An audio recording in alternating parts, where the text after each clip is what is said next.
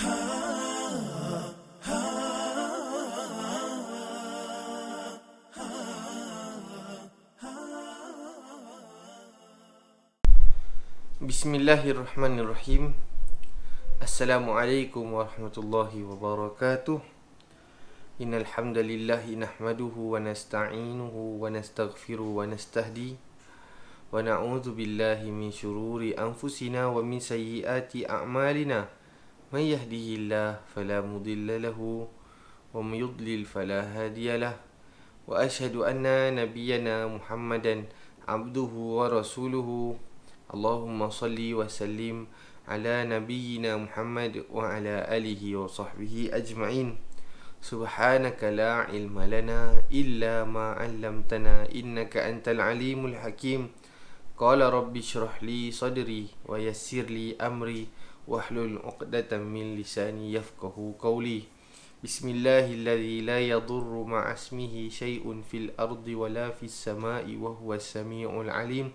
Raditu billahi rabba wa bil islami dina wa bi Muhammadin sallallahu alaihi wasallam nabiyya. Ya hayyu ya qayyum bi rahmatika astaghithu aslih li sya'ni kullahu wa la takilni ila nafsi tarfata 'ain. Allahumma bika asbahna wa bika amsayna wa bika nahya wa bika namutu wa ilaikan nusyur. Selamat pagi para penonton sekalian, khususnya kepada para penonton daripada jemaah Masjid Asy-Syafa'ah. Saya doakan semoga Allah Subhanahu wa taala memberi limpahkan rahmat dan kurnianya kepada anda semua. Semoga dengan limpah dan kurnianya anda semua diberi kesenangan untuk melakukan ibadah dan sentiasa menjadi hamba-hamba yang bertakwa. Amin ya rabbal alamin. Para penonton sekalian, esok adalah hari Arafah. Ya, seperti mana kita tahu, esok adalah hari Arafah. Disunnahkan bagi kita untuk berpuasa pada hari Arafah. Allah Subhanahu wa taala akan mengampunkan dosa kita sebelum dan selepasnya. Ya, dosa kita banyak, tuan-tuan.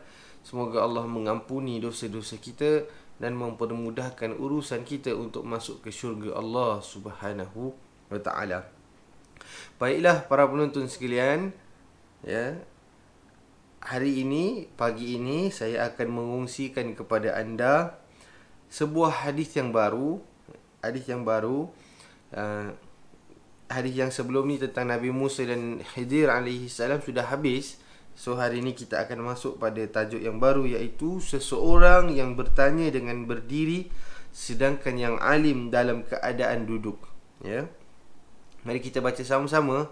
An Abi Musa qala jaa rajulun ila an-nabi sallallahu alaihi wasallam faqala ya Rasulullah mal qitalu fi sabilillah fa inna ahadana yuqatilu ghadaban wa yuqatilu hamiyatan farafa'a ilayhi ra'sahu qala wa ma rafa'a ilayhi ra'sahu illa annahu kana qa'iman فقال من قاتل لتكون كلمة الله هي العليا فهو في سبيل الله عز وجل. Abu Musa radhiyallahu anhu bercerita, ya Rasulullah, apakah artinya perang fi sabilillah? Di antara kami ada yang berperang kerana marah dan panas hati. Kemudian Rasulullah sallallahu alaihi wasallam mengangkat kepalanya. Rasul tidak mengangkat kepalanya jika si penanya tersebut tidak berdiri dan berkata, siapa yang berperang kerana hendak menegakkan kalimat Allah setinggi-tingginya, maka itu dia berperang di jalan Allah Subhanahu wa taala. Apakah yang kita faham daripada hadis ni, tuan-tuan? Bertanya dengan posisi berdiri kepada seorang alim yang sedang duduk bukanlah perbuatan yang disukai, tetapi diperbolehkan dengan syarat tidak adanya keangkuhan ketika melakukan hal tersebut. Rasulullah SAW mengajar kita tentang adab-adab untuk bertanya, adab-adab untuk bersoal, tuan-tuan. Kita tengok bagaimana keindahan Islam.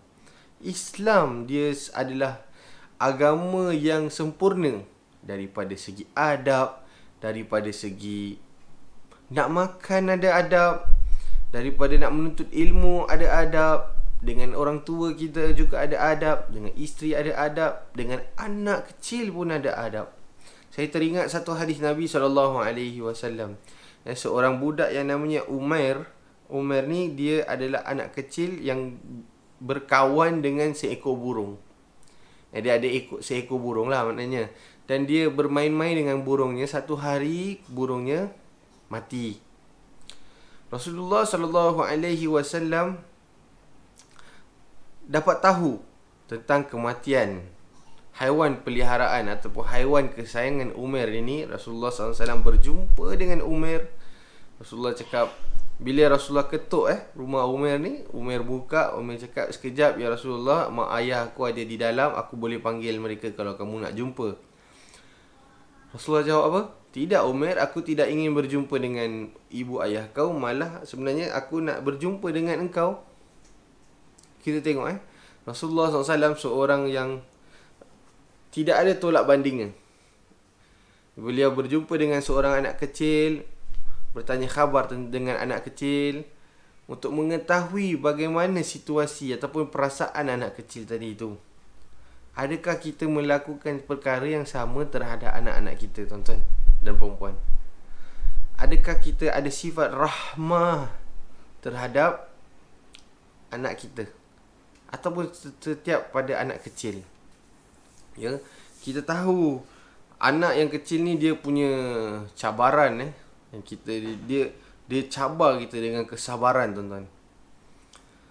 Bagaimana kita nak menyahut cabaran itu dengan kesabaran? Betul, bolehkah kita mampu untuk bersabar apabila anak kita tiba-tiba pecahkan pinggan kesayangan kita?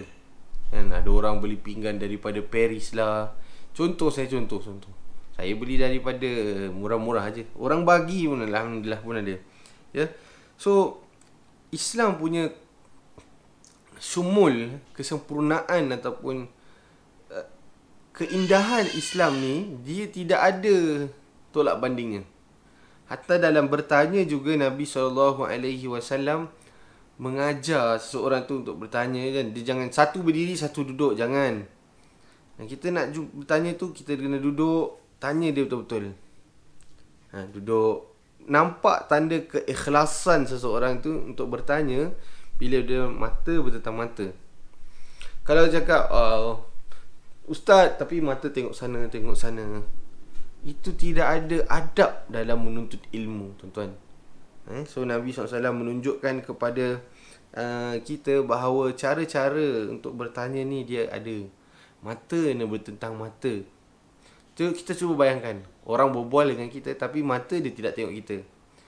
Kita pun akan rasa tak nak untuk berlayan dia. Betul tak, tuan-tuan? Macam saya ni, walaupun saya tengah berbual depan saya tak ada orang, tapi saya tahu nanti video ni akan di publish ataupun diletakkan di media sosial. Yang menonton tu adalah anda. Jadi mata saya kena interact dengan kamera. Sebab apa? Dia nak kena ada interaction antara satu sama lain.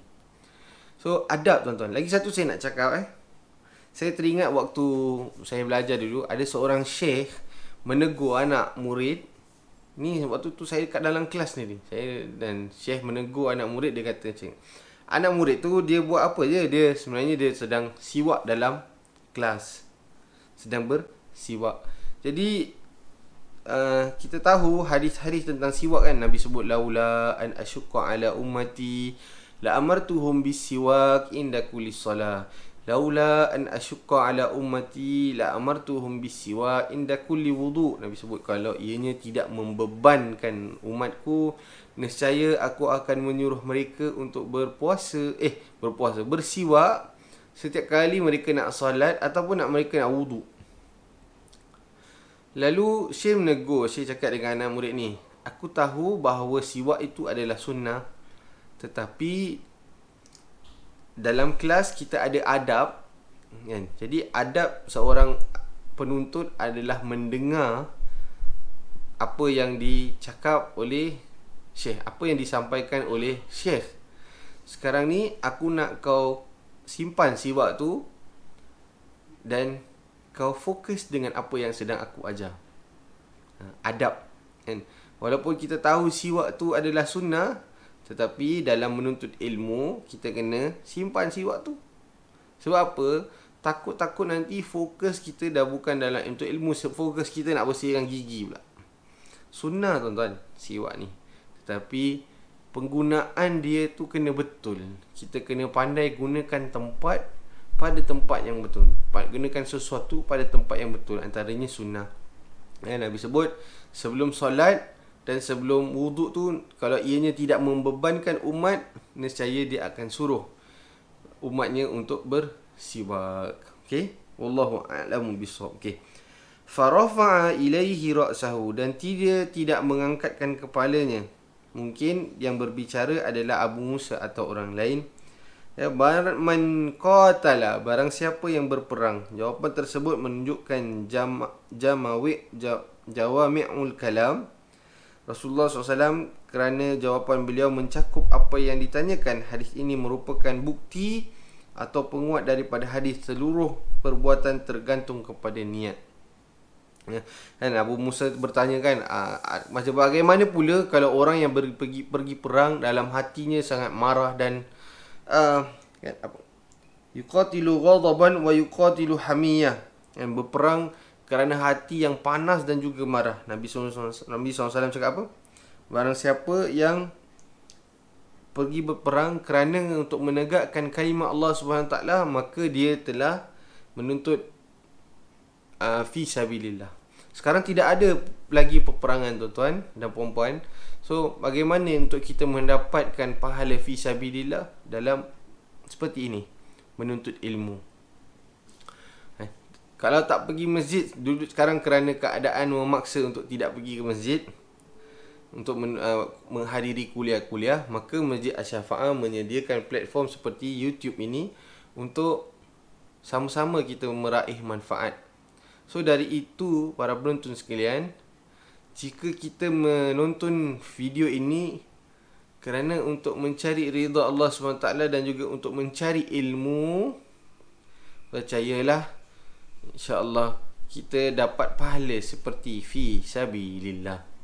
Siapa yang pergi solat Jumaat, siapa yang pergi solat hari raya nanti untuk menuntut ilmu, untuk mendapatkan pahala berjamaah, insya-Allah kita mendapat pahala fi sabilillah. Tuan-tuan dan puan-puan sekalian, bukan berperang sahaja untuk kita mendapat pahala fi sabilillah. Malahan menuntut ilmu dengan ikhlas, bukan niat lain selain daripada Allah Subhanahu wa taala, bukan niat lain selain untuk kita menuntut ilmu, untuk menambahkan ilmu kita, untuk kita beramal dengannya. Insya-Allah para penonton sekalian, kita sudah tergolong dalam golongan yang mendapat fi sabilillah. Sama-samalah kita berdoa kepada Allah Subhanahu wa taala, semoga amalan-amalan kita diridai dan dirahmati dan diterima oleh Allah Subhanahu wa taala.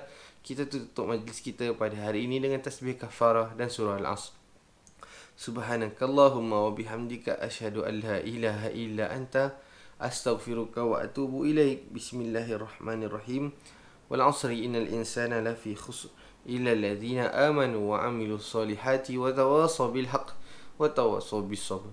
Wassalamualaikum warahmatullahi wabarakatuh.